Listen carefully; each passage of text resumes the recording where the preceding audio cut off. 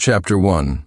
For 3 years, my fiancée, Victoria Hathaway, was the picture of an ice queen, aloof and dignified. In public, she wouldn't even hold my hand. Our love, she'd say, doesn't need to be proven to outsiders. But on the birthday of her childhood friend, Ethan Reed, she rented out an entire nightclub and invited all their old classmates to celebrate him. Victoria dressed up as a bunny girl in a skimpy 3-piece outfit, pretending to be a cocktail waitress. She sat on Ethan's lap, feeding him alcohol mouth to mouth, letting his hands wander all over her while the crowd roared with approval. When the clock struck 12, Ethan carried her into a hotel. The next day, she came home covered in marks, and I caught her red-handed. It was Ethan's birthday, she explained. I just dressed up as a bunny girl to make him happy. You don't mind, do you? I shook my head. I don't mind at all. Next month is my childhood sweetheart Grace's birthday. I'm thinking of marrying her to celebrate. You wouldn't be angry about that, would you? The moment I walked into the nightclub, Victoria had just emerged in her bunny girl costume, and the whole place erupted. Victoria Hathaway had been the unapproachable ice queen of our university. Who would have ever imagined that one day she would wear a bunny girl outfit just to celebrate Ethan Reed's birthday? Her skin was like snow, and under the club's lights, the black lace of the costume only accentuated her stunning figure, drawing every eye in the room. Carrying a bottle of wine, she walked over to Ethan and plopped right onto his lap. Ethan, happy birthday. Do you like your present? He looked at her, completely mesmerized. I love it, Victoria. You look gorgeous tonight. Victoria blushed, took a sip of wine, and pressed her lips to Ethan's, transferring the liquid into his mouth. The old classmates in the room went wild. Whoa, Ethan, are you a man or make a move? I can't believe we're seeing you two together again after all these years. This is great. Seeing how sweet they are makes me believe in love again. Ethan's hand clamped onto the back of Victoria's neck, deepening the kiss. They were locked in a passionate embrace for several minutes, completely oblivious to the crowd watching them. I stood in a corner, my eyes burning. I had been with Victoria for 3 years. She had always been so cold. After we got engaged, she made me promise we wouldn't cross any lines before the wedding. I loved her, so of course, I agreed. A girl so pure deserved to be cherished. We never even announced our engagement publicly. In front of others, she wouldn't let me hold her hand. Our love doesn't need to be proven to outsiders, she'd said. I thought she was just shy, that if I insisted on public displays of affection, it would genuinely embarrass her. But watching this scene unfold, I finally understood. Shyness, dignity, aloofness, they were all just excuses. Her heart belonged to someone else, and that's why she could never let me get close. If that was the case, why did she agree to marry me? I watched them, their lips still pressed together, my throat feeling like it was clogged with sand, aching with a bitter pain. The crowd was still egging them on. Ethan, you're back for good, right? Victoria waited years for you. Don't you dare let her down. Ethan held Victoria tightly. I'm not leaving. I hope I still have a chance to stand by Victoria's side. I saw Victoria, her face flushed, look up at him and nod. At midnight, everyone stood and sang happy birthday to Ethan.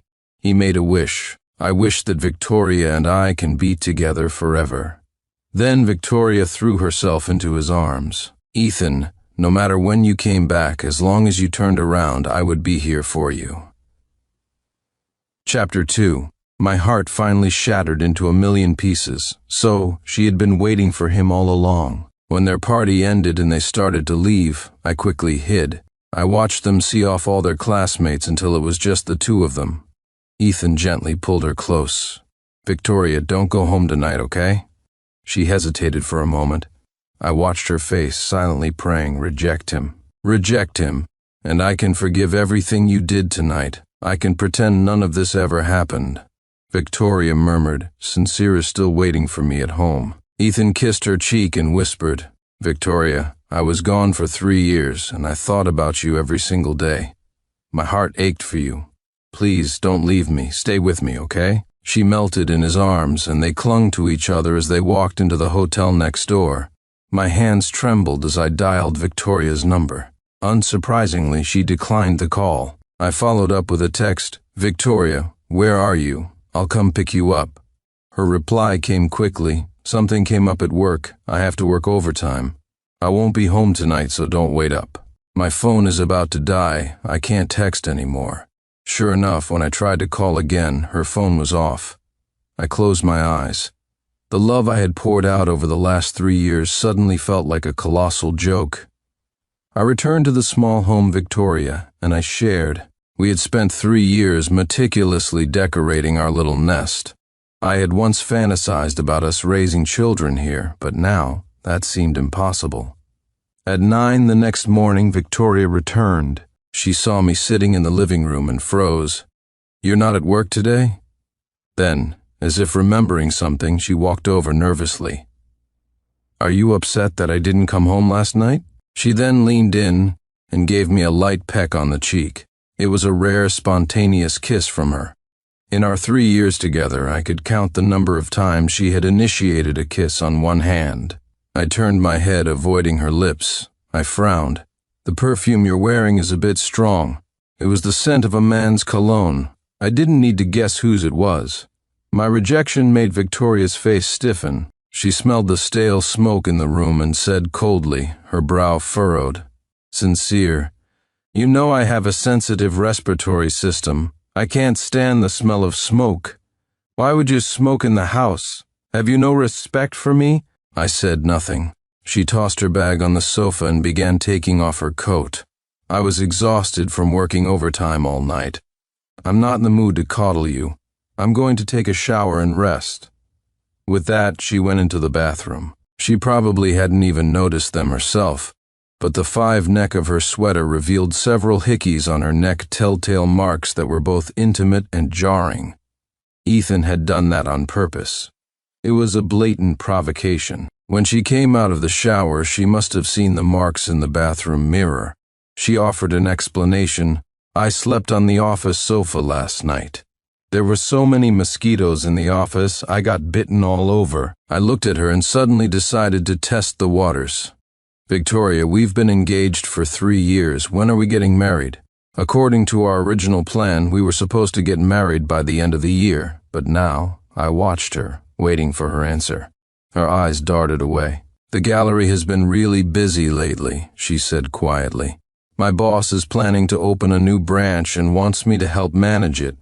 Let's talk about the wedding later. We're always together anyway. A marriage license is just a piece of paper, right? It doesn't really matter if we have one or not." I looked her straight in the eye and cut her off. "You don't want to get married. It's because Ethan Reed is back, isn't it?" Chapter 3. Her voice suddenly turned sharp. "What does this have to do with Ethan?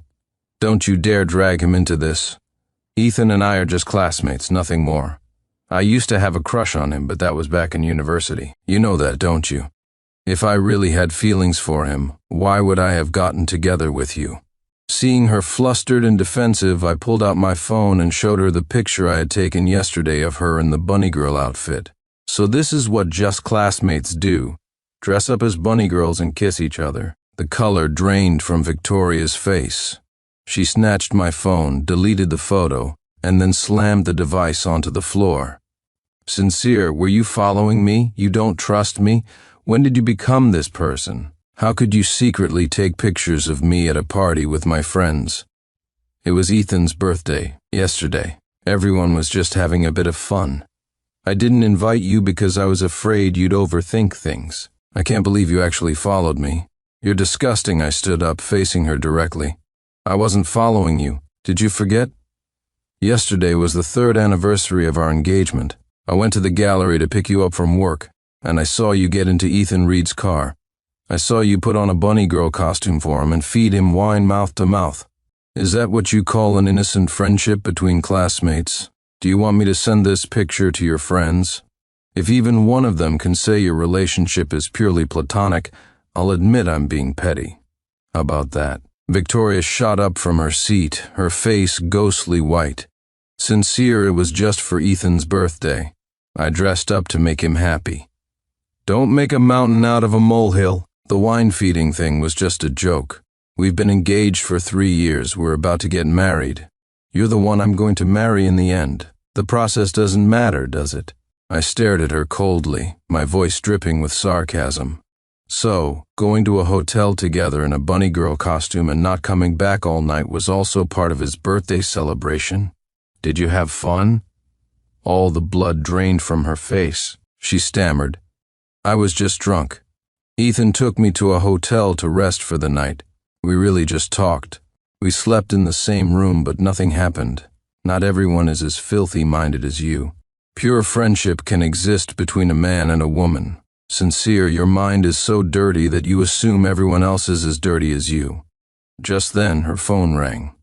I saw the screen on the sofa light up with the caller ID Ethan Reed. Victoria frantically answered the phone.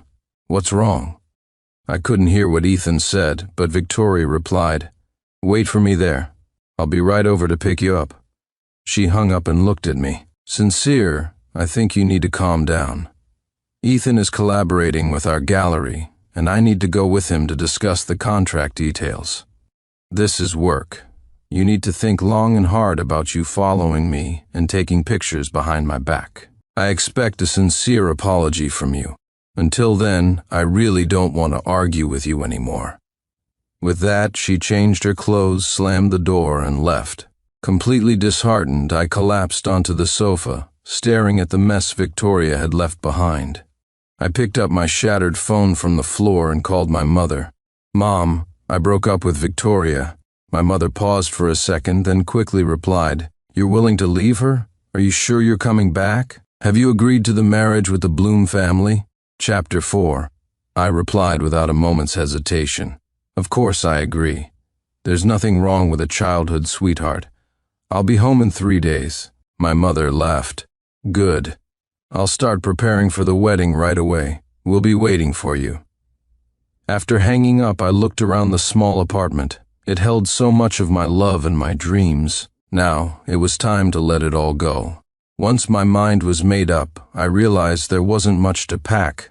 The mementos of our love I had collected over the years now seemed like nothing but cruel jokes. I packed my important documents, my clothes, and my books into 2 suitcases. 3 years of my life, packed away in 2 boxes. On the first day of my new life, I went to my company and submitted my resignation. My boss was sorry to see me go, but when he heard I was going home to get married, he couldn't argue. He just clapped me on the shoulder. "I hope we get the chance to work together again someday." I went to a real estate agency and listed the apartment. "I need a quick sale.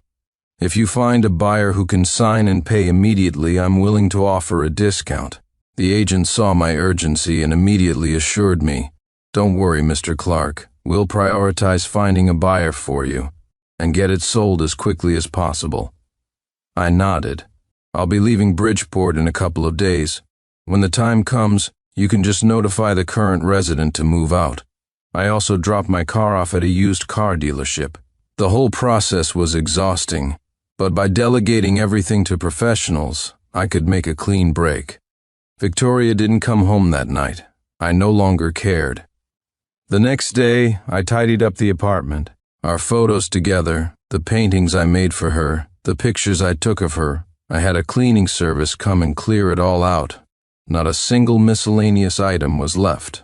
On the 3rd day, I loaded my luggage into a car and drove to Victoria's gallery.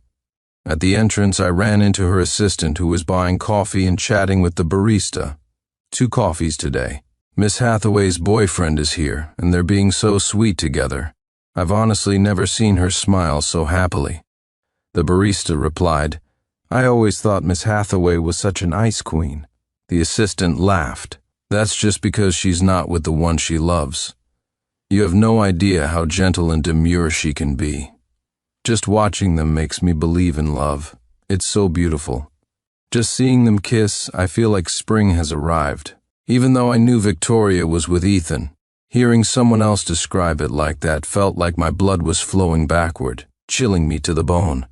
We were together for 3 years, and she never once publicly acknowledged me as her boyfriend. Now I saw it clearly. This love affair had been a battle I fought all by myself. I stood outside, looking through the floor-to-ceiling glass window at the 2 of them. They were sitting together, holding hands, their heads touching as they gazed into each other's eyes and smiled, occasionally leaning in for a kiss. I stumbled back to my car. Staring at the couple through the window, I sent Victoria a text message. "Victoria Hathaway, I'll let you have Ethan Reed.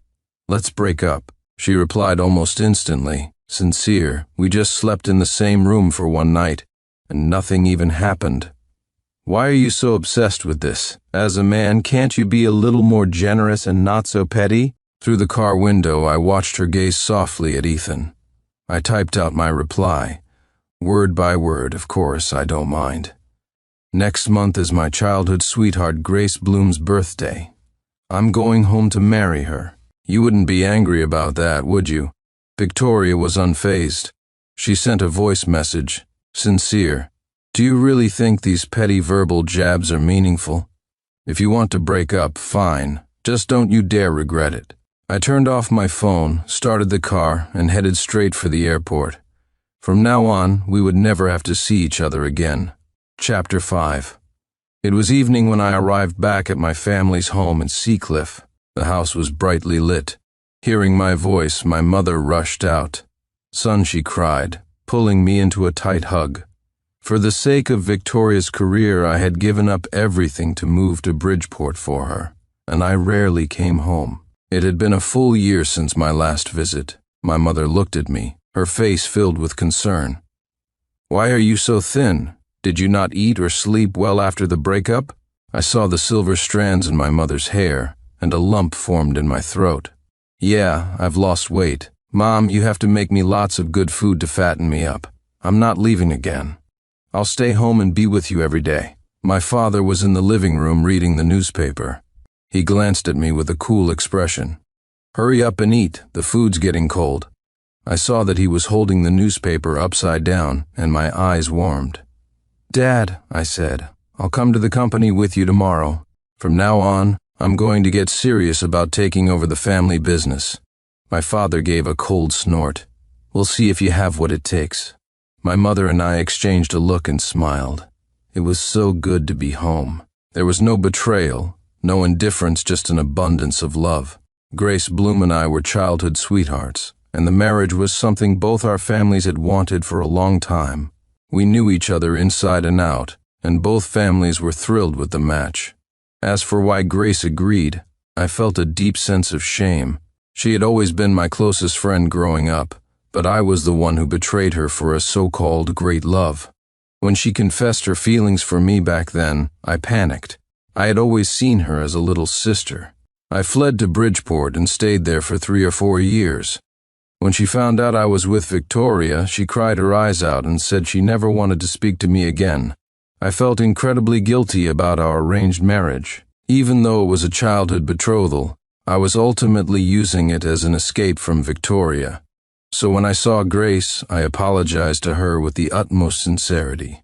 "If you don't want to do this, we can cancel the wedding. It's all my fault. I shouldn't have abandoned our engagement and run off so far away, only to suddenly come back now. But I swear, I will be good to you. For the rest of my life, I will never get involved with another woman." She suddenly placed a hand over my mouth and then smiled, her dimples appearing. "Brother Sincere, I know everything. I was just waiting for you to see that woman, Victoria, for who she really is. I knew she could never steal you away from me." The marriage alliance between the Clark and Bloom families was big news in Seacliff. The wedding was set for a month later, and both families spared no expense, planning an extravagant affair that became a hot topic of discussion online. Meanwhile, after a few busy days, Victoria finally realized that our apartment had been completely emptied. Everything was gone, as if I had never been there at all. She panicked instantly. She walked out in a daze, only to be stopped by the real estate agent. "Miss Hathaway, Mr. Clark has listed the property with us for sale. We've already found an interested buyer who has paid the deposit. We need you to please vacate the premises within 3 days." Victoria shrieked, "What do you mean, sell the apartment? When did this happen?" "I never agreed to sell," the agent smiled politely. "Miss Hathaway, the property is registered under Mr. Clark's name. He doesn't need your consent. He has given us full authority to handle the sale." Please cooperate. If the contract is signed and you haven't moved out, we will have to involve the police." Now she was even more frantic. My phone went unanswered and my texts were ignored. Her only option was to send me a voice message, "Sincere, there's a limit to this foolishness. What are you doing selling the apartment? Are you really trying to break up with me? Don't think this little trick will make me cave. Come back right now and let's talk this out properly." However, the next second, the voice message she sent turned into a delivery failure notification. The moment I decided to get married, I had given Grace full access to my social media. She had the right to know everything I was doing. Grace had blocked her instantly. Left with no other choice, Victoria had to scramble to find a new place to live. Ethan came to pick her up. "This is all my fault, Victoria. From now on, let me be responsible for you, okay? You know how I feel about you. Since Sincere broke up with you, can we be together? I promise I'll take good care of you." He took Victoria to his apartment, and they began living together. I started to take over my family's business empire. It was only then that I realized just how extensive my old man's investments were. He even had a stake in art galleries and other artistic ventures. As it turned out, the gallery where Victoria worked was one that our company was considering acquiring. Because of this connection, I was able to get snippets of news from the gallery, whether I wanted to or not. After returning to the country, Ethan had been eager to hold a solo exhibition. He approached the gallery where Victoria worked to discuss hosting his show. They were inseparable, clinging to each other every day. Victoria, with absolute confidence, guaranteed her boss that supporting Ethan's solo exhibition was a brilliant move. She claimed Ethan was already a rising star abroad and that hosting his domestic debut would surely boost the gallery's reputation. Chapter 6. The gallery owner, Mr. Morgan, had always trusted Victoria's judgment, so upon hearing her pitch, he immediately agreed. Little did he know, Victoria had always seen Ethan through rose-colored glasses. In her eyes, he was the most talented artist alive. She trusted him so completely that she agreed to exhibit his work without even carefully examining the paintings herself. On the day of the exhibition, Ethan's work was immediately called out for plagiarism. The art critics were deeply disappointed. Their online reviews were scathing, directly pointing out the gallery's complete lack of artistic judgment. Exhibiting such work, they said, had tarnished the gallery's long-standing reputation. Because of this disaster, the gallery's business and good name suffered. The owner was furious. He not only withheld Victoria's bonus but also stripped her of her responsibilities, effectively sidelining her. Ethan put on a show of guilt. "Victoria, I'm so sorry. This is all my fault. A lot of my best work is still overseas and I haven't gotten it back yet. These pieces were rushed, so maybe they aren't my best, but I absolutely did not plagiarize. It's just a similarity in inspiration. You have to believe me. My art is much better than this. I know I can create a stunning masterpiece and help you make a triumphant comeback." Victoria was convinced. She leaned into his embrace and said, "Of course, I believe you. I'll wait for you to create your masterpiece, and then we'll hold another exhibition." Ethan held her, his voice gentle. "Victoria, you're too good to me. I'm so lucky to have you by my side. Of course, this whole mess had nothing to do with me. I was about to get married. I just never expected to see Victoria on my wedding day." She attended with her boss, Mr. Morgan. Dressed in a black formal gown, she appeared at the wedding venue, her face pale as she stared at me in my groom's tuxedo. Her eyes were filled with disbelief. "Sincere, what are you doing here?" I smiled. "It's my wedding day. Welcome, I'm glad you could make it." She looked shocked. "How could you cheat on me behind my back? Weren't we supposed to get married?" I chuckled. "Victoria, I believe we officially broke up a while ago. As for my wedding date, I told you this would happen. I said Grace's birthday would be our wedding day. Don't look at me like that. Unlike some people, I had the decency to officially break up with you before finding a wife." She took a step back, refusing to accept reality. "I never agreed to break up. Sincere, you can't do this to me." I laughed. Whether you agreed or not is irrelevant. Victoria, you didn't actually think I would still marry you after you slept with another man, did you? You really overestimate your own importance." Her eyes reddened as she mumbled, "No, you said you would always love me." I looked at her with growing impatience. "Victoria, you were the one who cheated. And you still demand that someone love you? Where do you get the audacity? You might not mind being tainted, but I do." I looked down at her boss. "Mr. Morgan, are you here to attend my wedding, or did you bring her here to crash it?" Sweat poured down his face. He never knew that I was Victoria's ex-fiancée. If he had, he never would have made such a colossal mistake as to bring the groom's ex to the wedding. He immediately started apologizing profusely. My apologies. My apologies. Victoria and Ethan Reed are always so lovey-dovey, we all just assumed he was her boyfriend. This is all a misunderstanding, a complete misunderstanding." With a dark expression, he pulled Victoria aside and hissed, "Victoria, what do you think you're doing? This is the Clark family's big day. If you ruin things for me, you can pack your bags and get out immediately." Victoria's face was ashen. She didn't dare say another word and meekly followed her boss into the reception hall. On the stage, Grace and I exchanged vows, rings, and a kiss. Seeing Victoria watching from below, I suddenly thought that life truly was a dramatic play. During the toasts, a half-drunk Victoria raised her glass to Grace. "Sincere is a good man. You have no idea how considerate he is." The entire room fell silent, but she shamelessly continued, "When we were together, he would make me breakfast every morning before waking me up. On weekends, he would make delicious soups for me. I get cold easily, so he would prepare a hot foot bath for me every night. When I came home drunk from work events, he would even make me a hangover cure." The faces around the table were a mixture of expressions as they all stared at her. Chapter 7. Grace looked up at me, and just before I could lunge forward in anger, she grabbed my arm. She smiled sweetly and said, "Ma'am, my husband and I have known each other for over 20 years. Everyone knows how wonderful he is.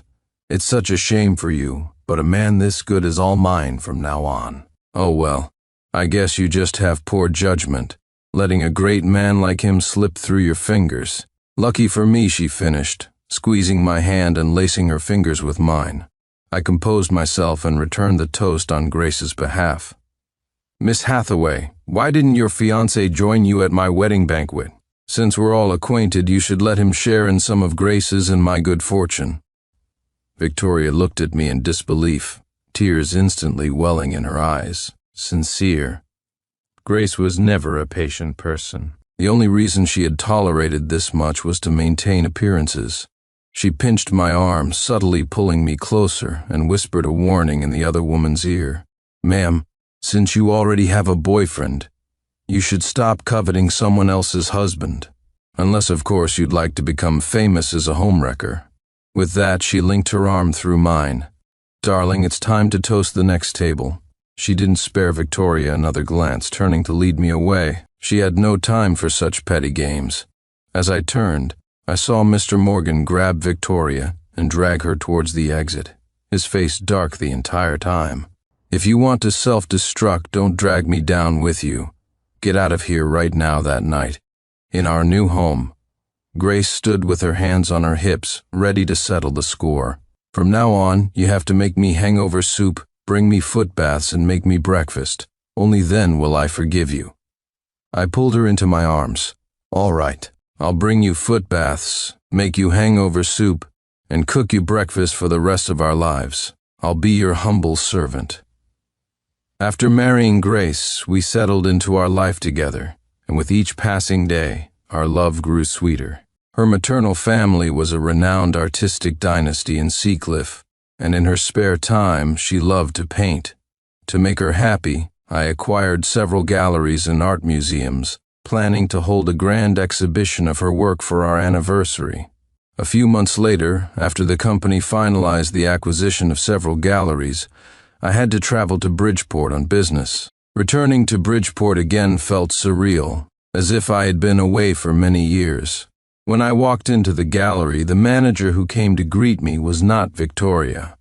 I asked casually, Isn't the manager here Victoria Hathaway? The new manager smiled. Miss Hathaway is no longer employed with our gallery. It turned out that a month prior, Ethan Reed had latched onto a wealthy, up-and-coming local artist named Ivy Vance. The two hit it off immediately and decided to start their own gallery together. Victoria, of course, did not approve. She knew that look in Ethan's eyes all too well. It was the look he got when he was infatuated. She confronted him, refusing to let go. Ethan, what do you see in her? Is it because she can help you get an exhibition, or is it because she comes from a wealthy family? Ethan frowned at her. Victoria, how can you think of me like that? After all these years, don't you know what kind of person I am? Ivy and I are just kindred spirits. We have a mutual appreciation for each other's art. We can collaborate on paintings, hold exhibitions together. She can even ghost paint for me. Do you have any idea how rare that is? Victoria, you're an artist yourself. The woman I knew was dignified and aloof, not this crazed, suspicious person you've become. You've lost all your composure. Victoria tried to suppress her suspicions, telling herself he was just compromising for his career. But when she saw Ethan with his arm around Ivy, greeting guests and accepting compliments together, she finally snapped. Ethan Reed, is this what you call being kindred spirits? Your lips are practically glued to her face. Have you no sense of decency? Have you forgotten you have a girlfriend? Victoria's screams startled the guests in the gallery, and all eyes turned to them. Ethan's face was grim. Victoria, you are here as a gallery manager. Can you please control yourself? Ivy gently removed his hand. It seems you haven't settled things with your girlfriend yet. We should probably avoid any misunderstandings. I don't like messy relationships. Ethan grabbed her hand tightly. Ivy, don't misunderstand. Manager Hathaway and I are just university classmates. There's nothing else between us. She only helped me organize one exhibition. We had a few meetings about it, and I think she might have gotten the wrong idea. A faint smile played on Ivy's lips as she looked at Victoria. Oh, is that so? Well, Manager Hathaway, it seems this was all a misunderstanding. Allow me to introduce myself. I'm Ethan Reed's girlfriend. You can just call me Ivy. Victoria shrieked, Ethan, if she's your girlfriend, then what am I? A university classmate? Do you sleep with all your university classmates? I broke up with my fiancée for you. I lost my position as manager just to help you with your exhibition. My career and my love life are in ruins, and now you're telling me I'm just a university classmate? Ethan frowned at her. Victoria, what happens between two consenting adults is a private matter. You can't claim to be my girlfriend just because we had a one-night stand. What does it have to do with me that Sincere Clark dumped you? Chapter 8. If your professional ability was questioned, that's due to your own incompetence. Was it really because you helped me with my exhibition? I, Ethan Reed, have never relied on connections. I get by on my own talent.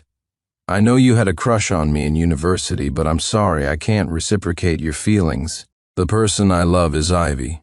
It was only after meeting her that I knew what true love felt like. Victoria's face went white. She clutched her stomach. Ethan, but I'm pregnant with your child. Are you going to be irresponsible? Ethan looked at her with disgust. Victoria, you're pathetic. Do you really think you can threaten me with that? Getting pregnant behind my back? You're shameless. Let me tell you, it's useless. It doesn't matter how many children you have, it's useless. Ivy smiled faintly. Miss Hathaway, you're an educated woman. Why must you debase yourself like this? Ethan has the right to choose who he loves, doesn't he? One shouldn't have so little self-respect, Miss Hathaway. Please, conduct yourself with some dignity. Victoria looked at Ethan, her eyes red. When you came back, you said you were always thinking of me, that you still loved me. It was all a lie, wasn't it? You just wanted me to help you get an exhibition. Now that you can't get anything more from me, you want to dump me, is that it? The onlookers were already whispering among themselves. Isn't this the grand opening of the exhibition? How did it turn into such a scene? Oh my God, is this a love square you didn't know? I heard Manager Hathaway broke up with her fiancé for this Ethan guy, and that's how they got together. I always thought Miss Hathaway was such a refined beauty. Turns out she's no different from the rest of us. She can still make a scene like a common shrew." The words common shrew hit Victoria's ears. Her face flushed crimson. Seeing the disdainful looks from Ethan and Ivy, the blood rushed to her head. With a piercing scream, she lunged forward, tore a painting by Ethan and Ivy off the wall, and began stomping on it. "What are you doing? Are you insane? Victoria Hathaway, what are you doing?" "Ah, someone call the police, help, someone is destroying my art. I'll have you held legally responsible for this," Ivy shrieked. Ethan and Ivy's exhibition was ruined. The artwork was smashed to pieces.